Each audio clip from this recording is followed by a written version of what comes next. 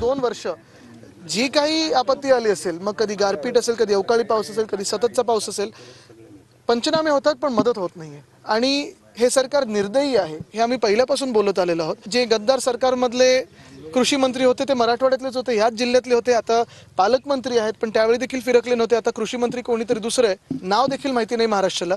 आपण पाहतो ह्याच्यात राजकारण न आणता आदित्य ठाकरेंनी चार्टर प्लेननी यावं आणि 1 तासात शेतकऱ्याच्या बांधावर येऊन 3 वर्षानंतर फोटोशूट काढावा आणि या ठिकाणी शेतकऱ्याच्या बाबतीत पुतना मावशीचं प्रेम दाखवावं, याच्यासारखं दुर्दैव तर काहीच नाही.